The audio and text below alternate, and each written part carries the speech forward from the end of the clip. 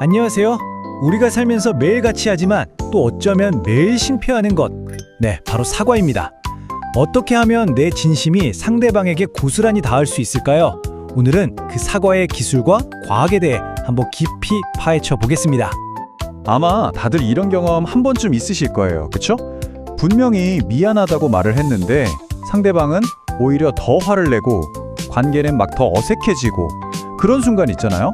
대체 왜 그런 걸까요? 어쩌면 여러분의 그 사과 속에 아주 작은 독이 숨어 있었기 때문일지도 모릅니다. 자, 그럼 그 독이라는 게 대체 뭔지 한번 살펴볼까요?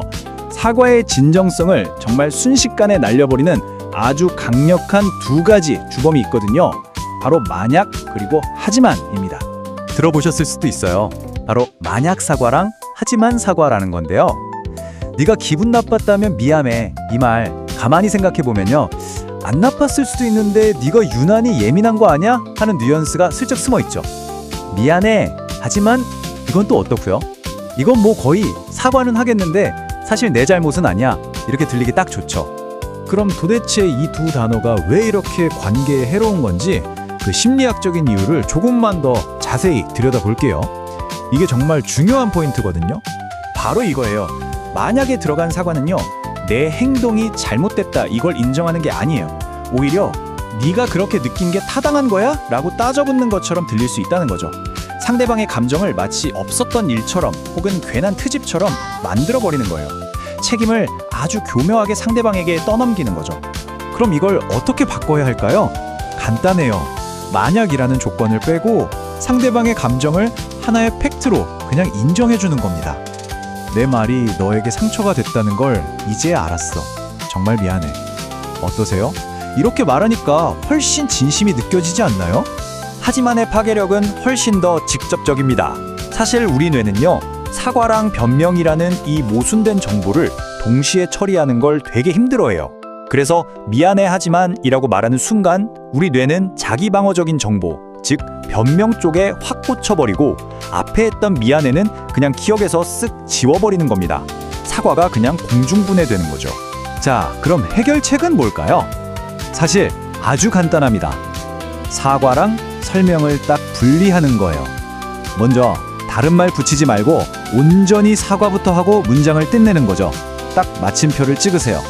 그러고 나서 혹시라도 내 상황을 좀 설명하고 싶다. 그러면 하지만이 아니라 그리고를 써서 덧붙이는 겁니다.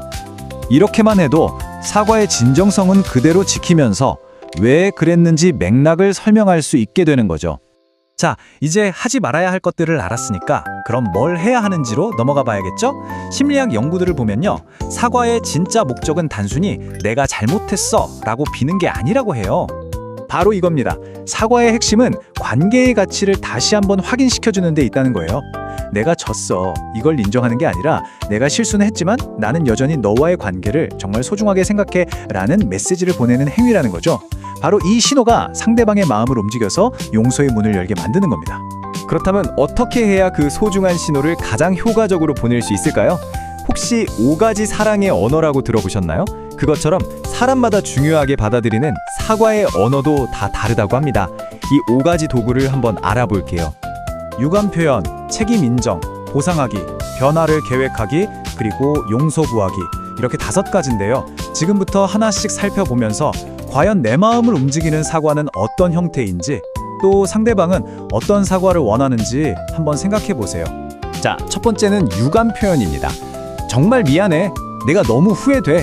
처럼 내 행동이 상대에게 준 상처에 대해 진심으로 공감하고 마음 아파하는 걸 보여주는 거예요. 이 언어가 중요한 사람에게는요, 100마디 논리적인 설명보다 진심이 담긴 미안하다는 말 한마디가 훨씬 더 크게 와닿는 거죠. 두 번째는 책임 인정입니다. 그건 내가 잘못했어. 변명의 여지가 없는 내 실수야. 이렇게 다른 말 없이 아주 깔끔하게 자기 과오를 인정하는 거죠. 이런 사과를 중요하게 생각하는 사람들은요, 어설픈 위로보다는 잘못을 명확하게 인정하는 그 태도에서 관계에 대한 신뢰를 다시 회복합니다. 세 번째는 보상하기입니다. 내가 어떻게 하면 이걸 만회할 수 있을까? 라고 직접 물어보면서 구체적인 행동으로 책임지려는 태도를 보여주는 거죠. 이런 분들에게 사과는 말이 아니라 행동이에요. 망가진 걸 고치려는 실질적인 노력 그 자체가 최고의 사과인 셈이죠. 네 번째, 변화를 계획하기입니다. 다시는 이런 일이 없도록 앞으로는 내가 이렇게 할게 라면서 구체적인 계획을 보여주는 거예요. 이 언어가 중요한 사람들은 과거에 대한 후회보다는 미래에 대한 약속을 더 믿습니다. 진정한 사과는 결국 행동으로 증명된다고 생각하기 때문이죠. 그리고 마지막 5번째는 용서 구하기입니다. 나를 용서해 줄 수 있을까? 라고 직접적으로 묻는 거죠. 이건 단순히 용서를 바란다는 걸 넘어서요, 관계 회복의 결정권을 온전히 상대방에게 넘겨주는 행위입니다. 그들의 감정과 결정을 존중하겠다는 아주 확실한 표현인 셈이죠. 자, 그럼 이제 이 내용을 여러분 자신에게 한번 직접 적용해 볼 시간이에요. 아주 간단한 질문을 통해서 여러분이 가장 중요하게 생각하는 사과의 언어가 뭔지 찾아보죠. 한번 상상해 보세요. 누군가 때문에 마음이 정말 많이 상했어요. 그때 상대방이 이 5가지 말 중에 하나를 한다면 어떤 말이 가장 여러분의 마음을 풀어줄 것 같으세요? A는 유감 표현, B는 책임 인정, C는 보상, D는 변화 약속, E는 용서 구하기입니다. 어떤 게 정답이라는 건 없어요. 그냥 여러분의 마음이 나는 이런 사과를 원했구나 하고 가장 끌리는 것, 그게 바로 여러분의 주된 사과 언어인 거죠. 그리고 이걸 아는 게 관계를 회복하는 진짜 첫걸음이 될 수 있습니다. 자, 이제 오늘 살펴본 내용의 핵심만 딱딱 짚어보면서 어떻게 하면 더 나은 사과를 통해서 관계를 더 단단하게 만들 수 있을지 한번 마무리해 보겠습니다. 진심을 담은 사과를 위한 마지막 체크리스트예요. 그냥 막연하게 미안해가 아니라 내가 뭘 잘못했는지 구체적으로 말해보세요. 그리고 만약이나 하지만 같은 변명 없이 온전히 책임지고요. 상대방이 느꼈을 감정을 정말 속상했겠다 하고 인정해주세요. 그리고 앞으로 어떻게 달라질 건지 보여주는 겁니다. 마지막으로 정말 중요한 건데요. 용서는 강요하는 게 아니에요. 그건 온전히 상대의 몫으로 남겨두는 존중의 자세가 필요합니다. 결국 사과는요, 자존심 싸움이 아닙니다.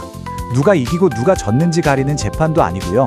좋은 사과는 깨어진 신뢰를 다시 쌓고 멀어진 마음을 다시 이어주는 가장 강력한 다리 같은 거예요.